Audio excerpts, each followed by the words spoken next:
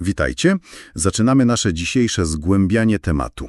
Mamy przed sobą artykuł, tym razem z serwisu Ogród Działka, a bohaterem jest tchórz zwyczajny Putoriusz. Zobaczmy, co ciekawego o nim piszą. No dobrze, spróbujmy to jakoś rozpakować. Co tak naprawdę wyróżnia tchórza? Pewnie od razu na myśl przychodzi ten jego, specyficzny zapach, ta broń chemiczna. Dokładnie, ten mechanizm obronny to chyba jego najbardziej znana cecha. I artykuł podkreśla, że to ważne ewolucyjne przystosowanie, bo wiesz, niby wszystkie ssaki mają gruczoły zapachowe, ale u tchórza, pełnią one wyjątkowo rozwiniętą funkcję obronną. Jak to właściwie działa w praktyce? Bo brzmi, powiedzmy, dość dramatycznie. O, tak, zdecydowanie. Kiedy tchórz czuje się zagrożony, na przykład przez psa czy lisa, używa tych swoich gruczołów odbytowych. Po prostu obskuje otoczenie taką, niesamowicie cuchnącą wydzieliną. I to wystarcza?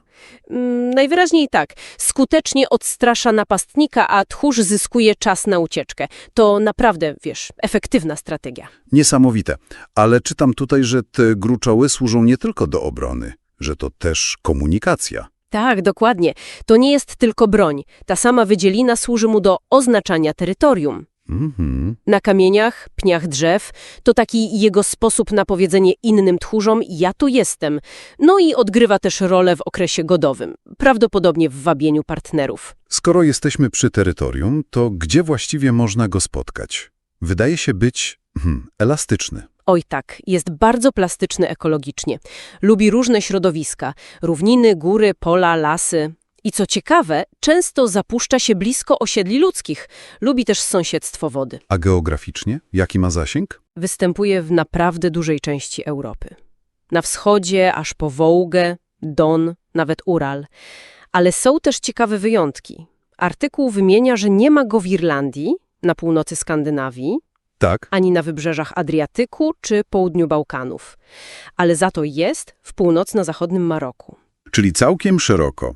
A co właściwie jest taki drapieżnik, który potrafi żyć blisko nas? Jego dieta jest, powiedzmy, dość urozmaicona.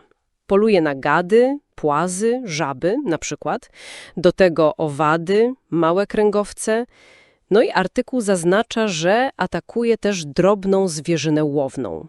No właśnie.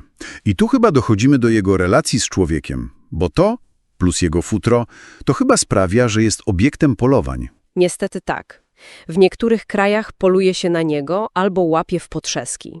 Z jednej strony właśnie przez to futro, a z drugiej, bywa postrzegany jako szkodnik tej drobnej zwierzyny. A jak to wygląda w Polsce? Źródło podaje, że w Polsce jest gatunkiem łownym, czyli polowanie jest regulowane prawnie i co ważne, dozwolone jest tylko z użyciem broni palnej. Rozumiem. Skoro jest tak, może nie powszechny, ale występuje szeroko, a jednocześnie jest skryty, to jak poznać, że jest w okolicy, jeśli go nie widzimy? Zostawia jakieś ślady? Tak, można szukać charakterystycznych tropów. Artykuł podaje wymiary. To 5-palcowe odciski łap, przednia taka 2 na 3,5 cm, a tylna trochę większa, 4 na 4,5 cm. Okej. A drugim takim znakiem są odchody. Długie na 6-8 cm, grube na około 12 mm i często są takie specyficznie skręcone, trochę jak lina. Ciekawe. Tekst wspomina też o jego krewniaku, tchórzu stepowym, Putorius eversmani. On też u nas występuje? To gatunek o trochę innym futrze, takim czarno-żółtawym.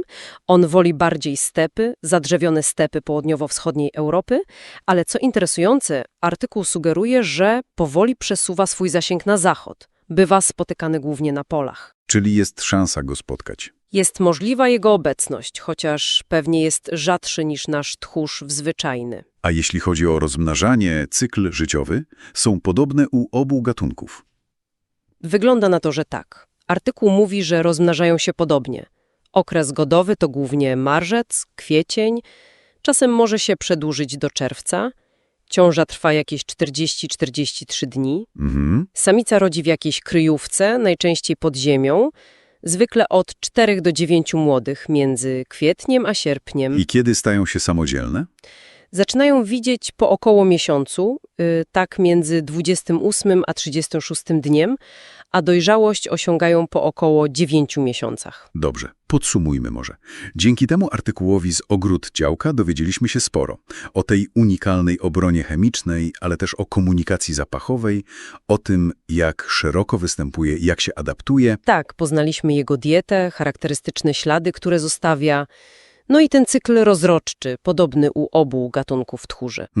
To wszystko maluje obraz takiego zwierzęcia, które jest naprawdę zaradne, dobrze przystosowane i odgrywa swoją rolę w ekosystemie. Nawet jeśli żyje blisko nas, ludzi, co samo w sobie świadczy o jego zdolnościach adaptacyjnych. Dokładnie. I może na koniec taka myśl do zastanowienia. Artykuł wspomina, że tchórz jest gatunkiem łownym, ceniony za futro, ale też tępiony za drapieżnictwo. Jak pogodzić te różne perspektywy? Rolnika, myśliwego, ekologa. Jak zarządzać populacją zwierzęcia, które jest częścią naszej przyrody, a jednocześnie, wchodzi w konflikt z naszymi interesami? To rzeczywiście jest złożone zagadnienie. Coś do przemyślenia na pewno.